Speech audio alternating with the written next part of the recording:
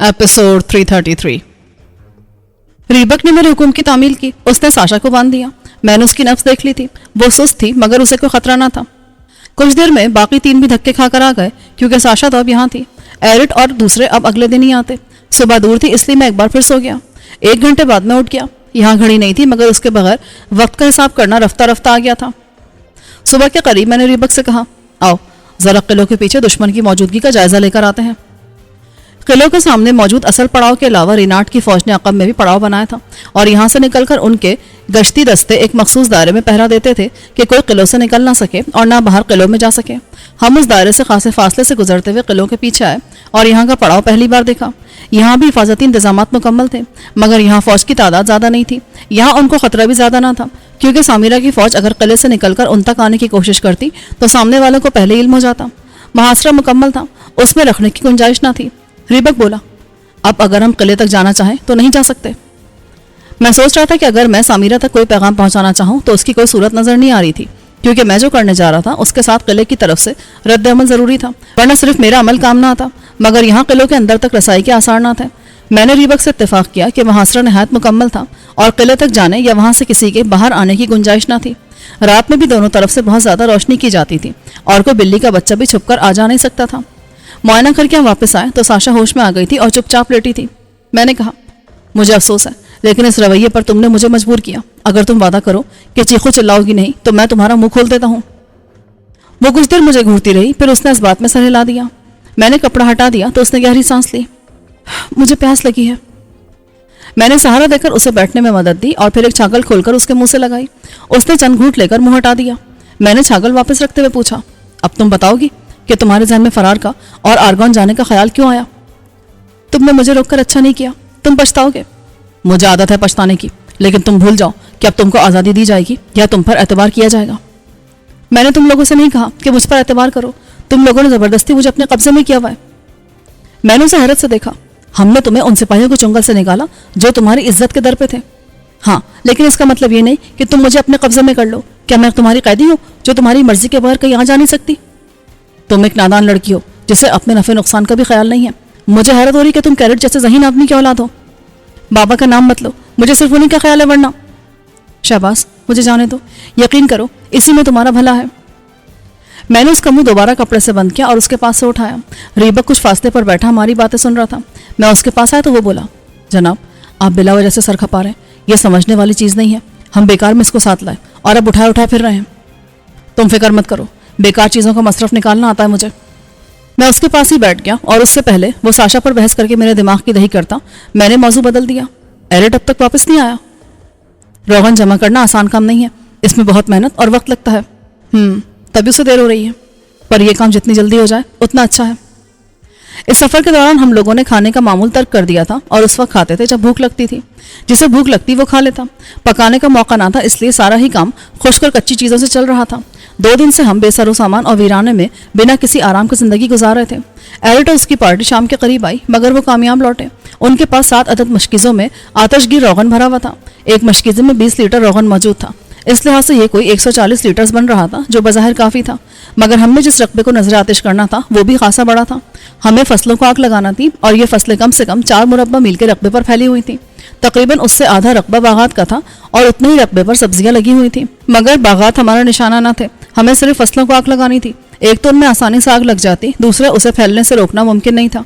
जहाँ जहाँ आर्गोन और सामिरा के किलों की ज़मीनें आपस में मिल रही थीं उनमें दरमियान में नो मैंस लैंड थे, इसलिए इसका इम्कान नहीं था कि आग सामिरा की फसलों तक आ जाएगी।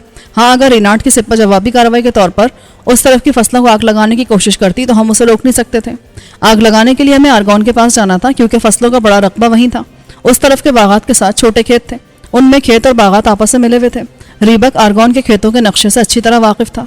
उसने ज़मीन पर नक्शा बनाकर बताया कि कहाँ सबसे ज़्यादा खेत थे। ये आर्गोन से ज़्यादा दूर नहीं थे। हमें इसी जगह आग लगानी है। मैंने फौरी फैसला कर लिया।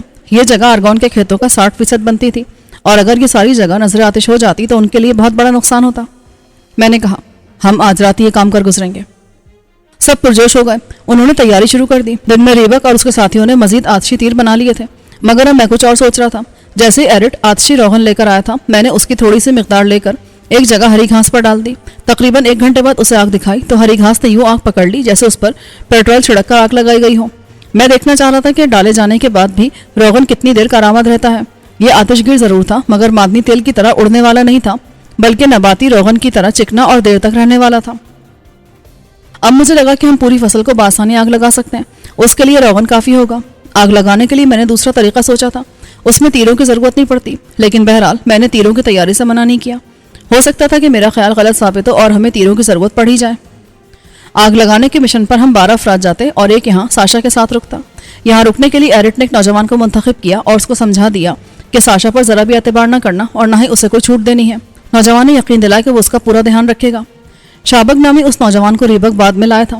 تاریکی مکمل ہوتے ہم روانہ ہو گئے مگر ہمارا رخ سیدھا آرگون کی طرف نہیں تھا بلکہ ہم اس کے متوازی مغرب کی سمت جا رہے تھے جہاں باغات کا طویل سلسلہ تھا. ہمیں اسی سے ہوتے ہوئے فصلوں والے حصے تک پہنچنا تھا. سیدھے جانے کی صورت میں خطرہ تھا کہ اس جگہ رینارڈ کی فوج کے کسی گشتی دستے سے سامنا نہ ہو جائے. پھر یہاں اس کا بھی امکان تھا کہ فوج کے لیے رسد اور آبادی کی آمد و رفت جاری ہو. بلکہ ایسا ہی تھا اس لیے ہمارا اس جگہ سے دور رہنا مناسب تھا.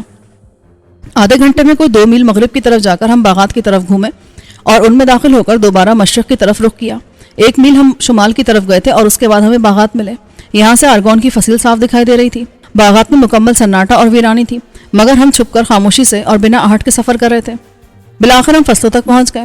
کوئی 9 میل لمبے اور کوئی 5 میل طویل کھیتوں کا یہ سلسلہ آرگون کی فصیل کے ساتھ ساتھ ہوتا ہوا اس سے آگے وادی کی اس طرف والی چٹانوں تک چلا گیا تھا. جب مجھے سپاہی اوپر سے گرفتار کر کے لائے تھے تو وہ مجھے اسی جگہ سے گزار کر آرگون کے دروازے تک لے آئے تھے. یہ 5 میل کا سفر طے کر کے ہمیں فصلوں کے آخری حصے تک پہنچنے میں مزید 2 گھنٹے کا وقت لگا کیونکہ ہم بہت احتیاط سے سفر کر رہے تھے. کھیتوں کے درمیان میں کسی قدر چوڑی سڑک تھی جس پر رات کے وقت بھی آمد و رفت جاری تھی. میرا اندازہ درست تھا کہ فوج تک مسلسل رسد پہنچائی جا رہی تھی. کھیتوں کے آخری حصے سے ذرا پہلے ہم رک گئے. پھر میں نے انہیں اپنا پلان بتایا. ہمیں تیروں سے آگ نہیں لگانی. وہ سن کر چونکے. ایرٹ نے پوچھا پھر کیسے لگانی ہے؟ ہم میں سے 3 افراد 200 قدم کے فاصلے سے فصلوں میں مشرق سے مغرب کی طرف چلنا شروع ہوں گے اور اپنے مشکیزوں میں اس طرح سوراخ کریں گے کہ روغن تھوڑا تھوڑا کر کے فصلوں پر گرتا رہے اور جہاں ان کے مشکیزیں خالی ہوں گے وہ وہیں فصل کو آگ دکھا دیں گے.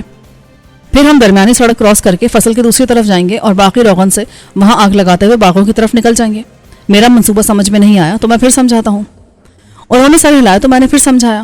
ایرٹ ترجمان بنا ہوا تھا اور دوسروں کو سمجھا رہا تھا. دوسری بار بتانے پر سب جان گئے کہ انہوں نے کیا کرنا ہے. ایرٹ اور 2 جوانوں نے مشکیزیں اٹھا لیے اور اپنی اپنی جگہوں پر چلے گئے اور جیسے میں نے اشارہ کیا انہوں نے ایک ساتھ دوڑنا شروع کر دیا. ساتھ ہی انہوں نے مشکیزوں میں سوراخ کر لیے تھے اور ان سے روغن نکل کر فصل پہ گر رہا تھا. فصل تیاری کے آخری مراحل میں تھی اور گندم نما خوشے پک رہے تھے.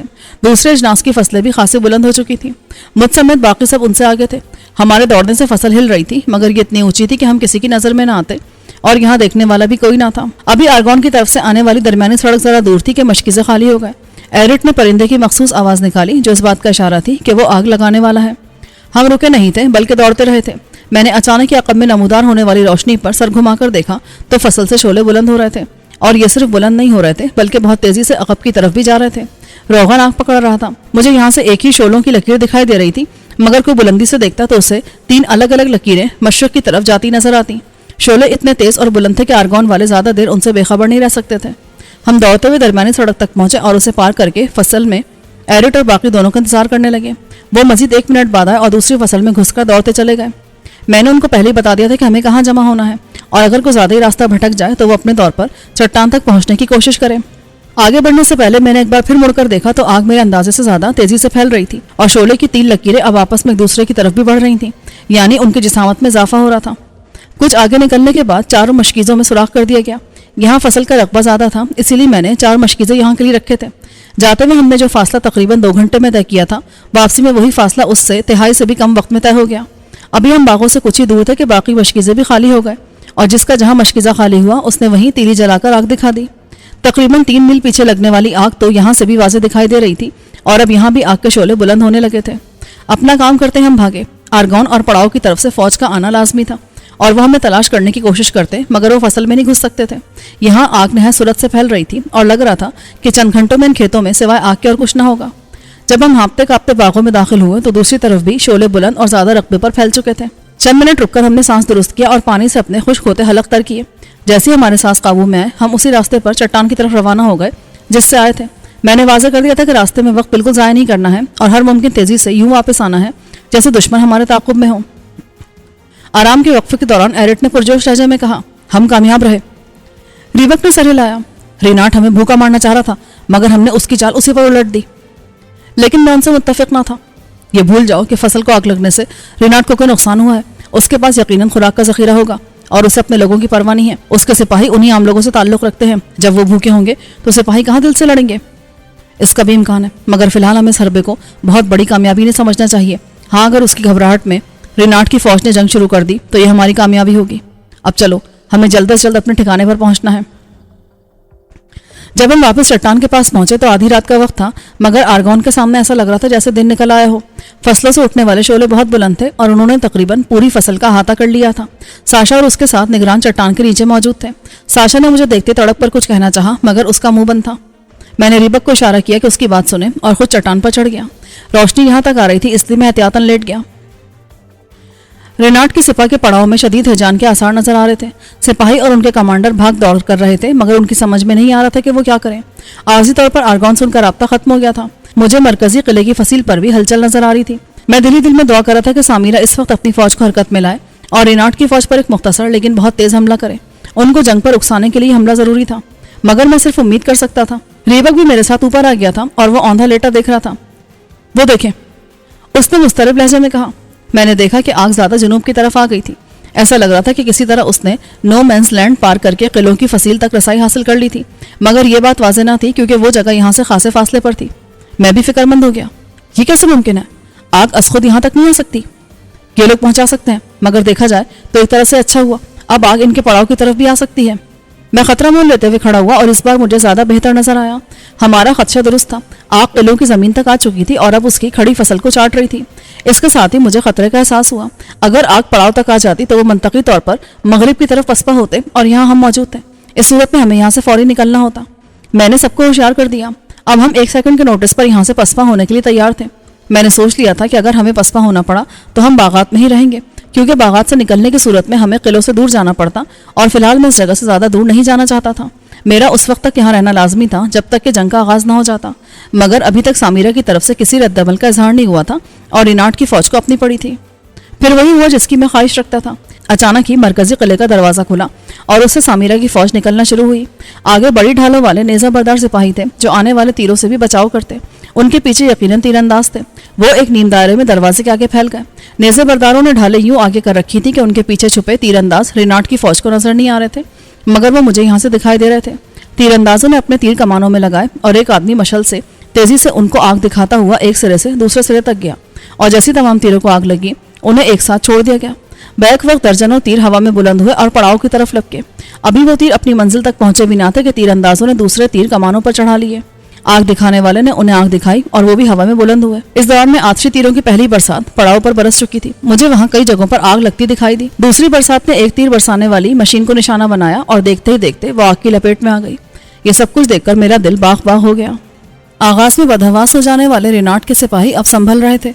उनमें से कुछ आग बुझाने की कोशिश कर रहे थे और बाकी जवाबी कार्रवाई की तैयारी कर रहे थे, मगर उनकी तरफ से की जाने वाली तीरों की बौछार गैर मुनज़्ज़म थी और निशाने के बगैर थी। इस दौरान में जलते तीरों की तीसरी बरसात भी हो चुकी थी और कई सिपाही जो तीरों का निशाना बने थे उनकी लकड़ी की जर्रें आग पकड़ रही थीं। ये दोहरी मुसीबत थी। बाहर आने वाले सामीरा के सिपाहियों की तादाद 50-60 से जायद न थी। उनमें तीर अंदाज और नेज़ा बरदार मसावी तादाद में थे।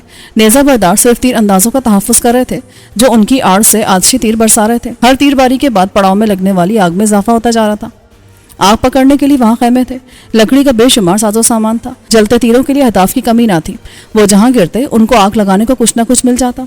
ये सब कुछ मेरी सोच और मंसूबे के ऐन मुताबिक हो रहा था, मगर अब रेनाट के सिपाही आगे बढ़ने के लिए भी पर तोल रहे थे और उनकी तरफ से तीरबारी में शिद्दत आ गई थी। इसलिए सामीरा की सिपा जैसे अचानक अंदर से नमूदार हुई थी, इसी तरह वो तरतीब से सिमटी और तेजी से वापस दरवाजे में चली गई। आखिरी सिपाही के अंदर जाते ही दरवाजा बंद हो गया। अब रेनाट की सिपा पड़ाव में लगने वाली आग बुझाने की कोशिश कर रही थी और दूसरी तरफ फसल में लगने वाली आग भी पड़ाव के नजदीक आ रही थी। फसल के पौधे अगरचे खुश्क हो चुके थे, मगर मैंने नहीं सोचा था कि वो इतनी तेजी से आग पकड़ लेंगे और अब यह आग हर तरफ से फसलों को चाट रही थी। देखा जाए तो बहुत ही अंधोनाक सूरत हाल बन रही थी। आने वाले सरमा में वादी के लोगों की खुराक तबाह हो रही थी और यकीनन अब उन्हें बहुत सख्त हालात का सामना करना पड़ता, मगर उन लोगों को जो इस खाना जंगी से बच जाते। रेनाट की सिपा अपने साथ तीर बरसाने वाली जो भारी मशीनें लाई थी उनमें से 3 आग की लपेट में आ गई थी اور शोले उन्हें पूरी तरह अपनी गिरफ्त में ले चुके थे। उनकी आग बुझाने की कोशिशें नाकाम साबित हो रही थीं। इसी तरह खैमों में लगने वाली आग भी फैल रही थी। पड़ाव में अफरा तफरी अब चीखों पुकार में बदल गई थी। जब सामिरा ने मुझे बर्फ वाले का पैगाम भेजा कि मैं जंग होने तक यहीं रुकूं, तब मुझे इस हुक्म की वजह समझ नहीं आई थी, मगर अब मैं समझ गया कि यह हुक्म क्यों दिया गया था। जंग का आगाज मुझे ही करना था, वरना रिनाट की सिपा तो मुहासरा करके आराम से बैठने के लिए आई थी। यह हकीकत भांप लेने के बाद मैंने ये तदबीर की और रिनाट की चाल उलट दी। वो जिस फसल पर कब्जे का मंसूबा बनाकर सामिरा को शिकस्त तस्लीम करने पर मजबूर करना चाह रहा था, वो फसल अब तकरीबन तबाह हो चुकी थी। आर्गोन के खेत तो मुकम्मल नजर आतिश हो चुके थे। अब सामिरा की तरफ के खेत भी आग में यूं घिर चुके थे कि चंद घंटों बाद यहाँ सिवाय राख के और कुछ बाकी ना रहता। मैंने एरिट और रिबक से कहा, मेरा ख्याल है वक्त आ गया है, हमें आर्गोन की तरफ जाना है। वो पुरजोश हो गए, हम तैयार हैं जनाब। फसल में लगी आग से बचने के लिए रिनाट की सिपा आर्जी तौर पर मुहासरा भूलकर बागात की तरफ पसपा हो रही थी, इसलिए हमारा भी उस जगह से निकल जाना लाजमी था। कुछ देर बाद हम अपना सामान और हथियार उठाए बागात से गुजर रहे थे। उस वक्त आर्गोन के बागात से गुजरना खतरनाक हो सकता था। इसका इम्कान था कि आर्गोन की तरफ से कोई इमदादी फौज आ रही हो और हमारा उससे सामना हो जाए। फसल में आग लगने के बाद वो बागात का तवील रास्ता इख्तियार करने पर मजबूर हो जाते, मगर आर्गोन की फसील के आखिरी हिस्से में हमें उसके बागात के साथ से गुजरना ही पड़ता। यहाँ तक पहुंचने में हमें 1 घंटा लगा था और शोले इतने बुलंद थे कि उनकी रोशनी यहाँ से भी नजर आ रही थी। रिबक ने कहा, हमने सोचा भी ना था कि आग इतनी तेजी से फैल जाएगी। ऐसा लग रहा है कि दोनों तरफ की सारी फसलें तबाह हो जाएंगी।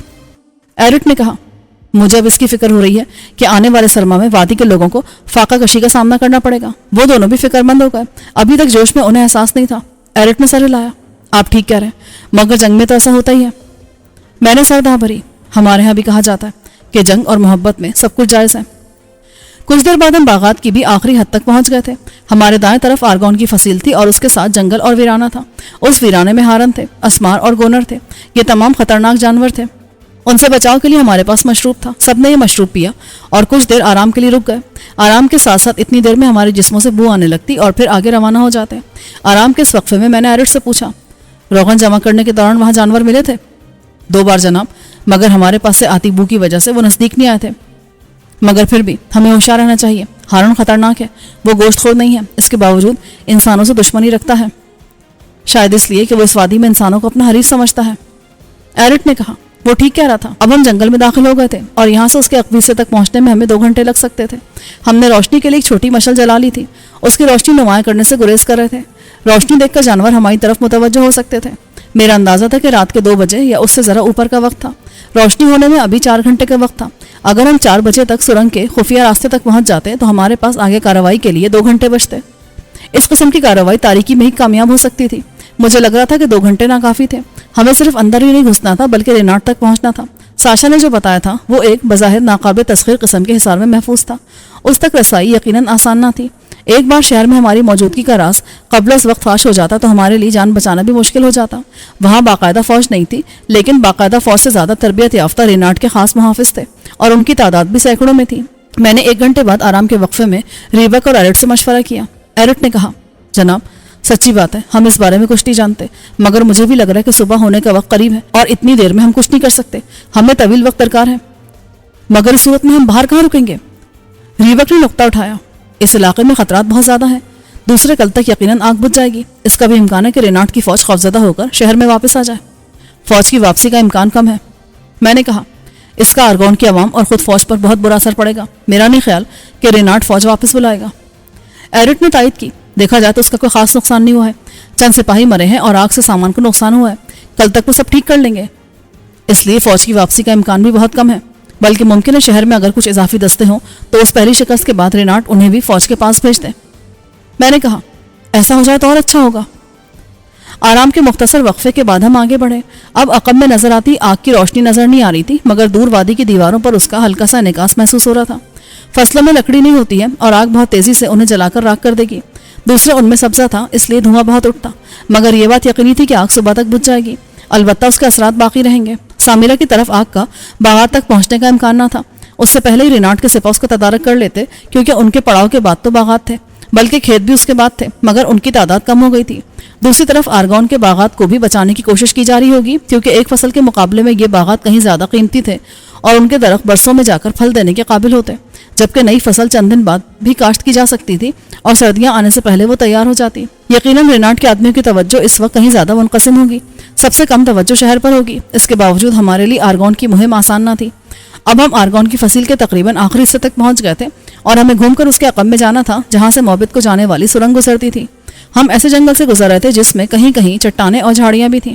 میں پہلی بار اس طرف آیا تھا اور میرے لیے نشانی وہ ٹیلا نما پہاڑی تھی جس پر چڑھ کر میں نے اور روبیر نے پہلی بار سرنگ کے ہوائی دخول کے راستے دیکھے تھے۔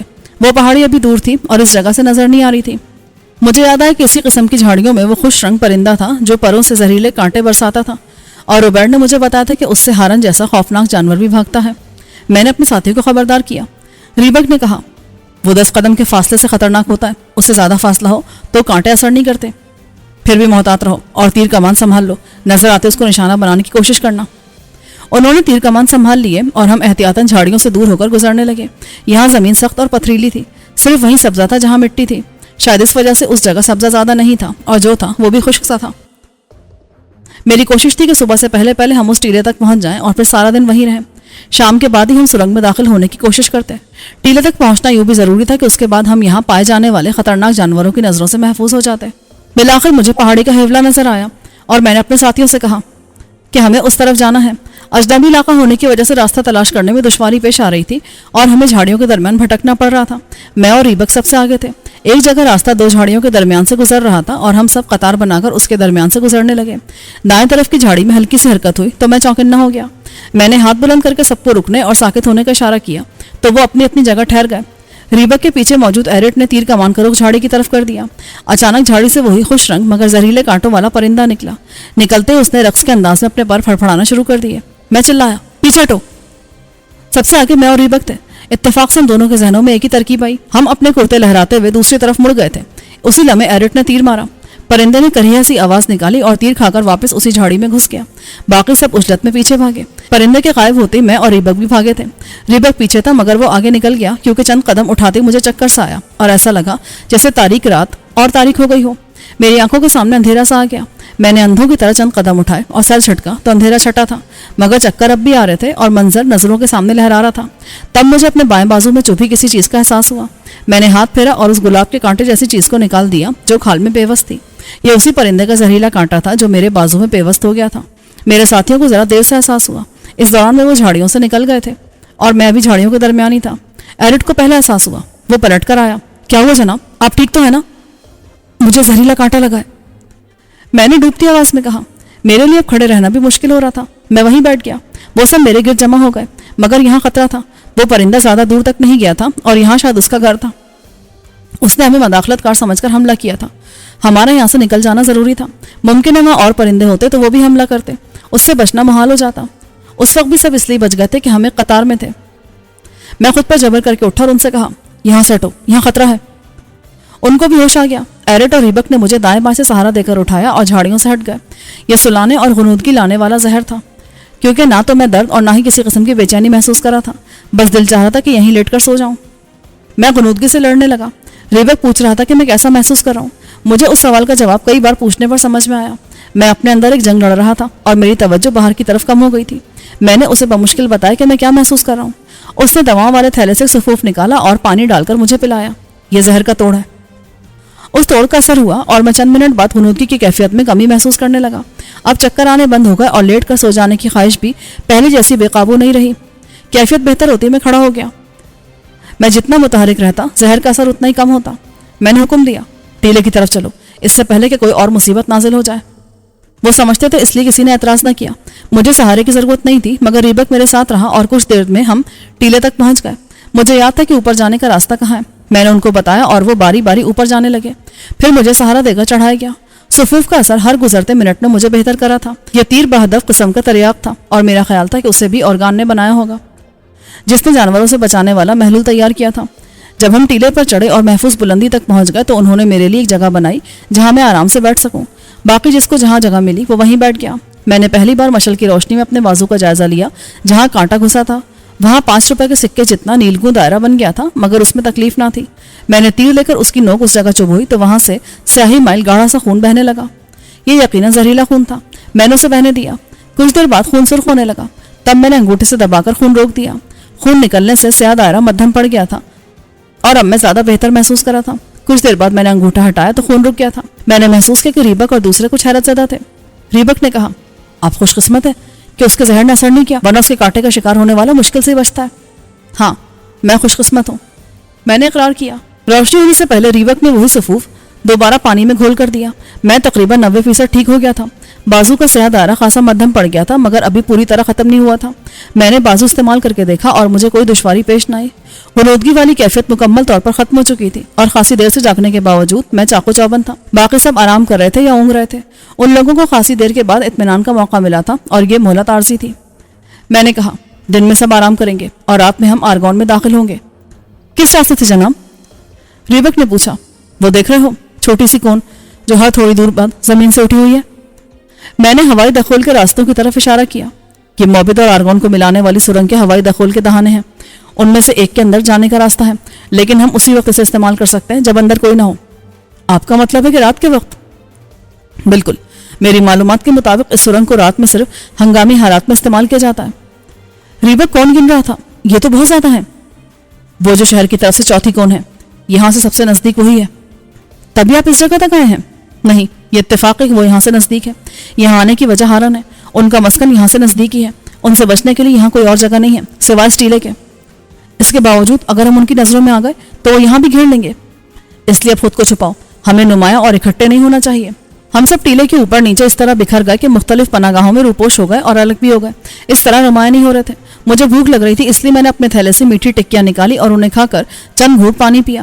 یہاں پانی کا منبع نامعلوم تھا، اس لیے سب کو احتیاط سے پانی استعمال کرنے کو کہا۔ میں ایک اندر کی طرف دھسی ہوئی چٹان کے خلا میں گھس کر بیٹھا ہوا تھا اور اس کی ساخت ایسی تھی کہ جسم کو سہارا دے رہی تھی، مگر میں احتیاطاً سونے سے گریز کر رہا تھا۔ ریبک کچھ دیر ایک جھاڑی کی جڑ سے ٹکا رہا اور ایرٹ ذرا اوپر تھا۔ میں زمین سے کوئی 30 فٹ کی بلندی پر تھا۔ یہاں سامنے جنگل کا منظر دکھائی دے رہا تھا۔ اچانک ہی جھاڑیوں میں ہلچل سی ہوئی اور اس میں سے 2 عدد ہارن نکلے۔ انہیں دیکھتے سب ایک دوسرے کو خبردار کرنے لگے اور جو جہاں تھا وہیں دبک گیا، مگر وہ ہماری طرف نہ آئے بلکہ دائیں طرف ذرا گھنی جھاڑیوں میں چلے گئے۔ ریبک مسکرانے لگا۔ ہمیں کوئی خطرہ نہیں ہے، ہاں جب تک ہم نظر نہیں آتے۔ ہارن کا یہ جوڑا تقریباً 15-20 منٹ وہاں رہا اور پھر دوڑتا ہوا اندر گھنے جنگل کی طرف چلا گیا۔ اس کے جانے کے بعد سب پھر سے ریلیکس ہو گئے۔ مجھے نیند آ رہی تھی اور میں نے سوچا کچھ دیر آرام کر لیا جائے۔ میں اسی کھو میں گھسا اونگنے لگا۔ کچھ دیر کے بعد میں سو گیا۔ آرام سے پہلے میں نے ریبک کی ڈیوٹی لگا دی تھی کہ وہ جاگتا رہے اور اگر خود آرام کرے تو کسی اور کی ڈیوٹی لگا دے۔ ایک ہی پوزیشن میں زیادہ دیر سونا ممکن نہیں تھا، اس لیے جب جسم بے آرام ہوا تو خود بخود میری آنکھ کھل گئی اور میں کھو سے نکل آیا۔ موسم آج بھی گرم اور پرحبس تھا۔ ایسا لگ رہا تھا کہ آگ کا اثر ابھی وادی کی فضا میں باقی ہے۔ ویسے بھی یہ محدود جگہ تھی اور یہاں کوئی بھی موسمی تبدیلی بہت زیادہ محسوس کی جا سکتی تھی۔ گرمی اور حبس کی وجہ سے بار بار پیاس لگ رہی تھی اور اس لیے سب معمول سے زیادہ پانی پی رہے تھے، مگر ہمارے پاس خاصی مقدار میں پانی تھا اور اس کا خطرہ نہیں تھا کہ پانی بالکل ہی ختم ہو جائے گا۔ یہ 24 گھنٹے آرام سے چل سکتا تھا۔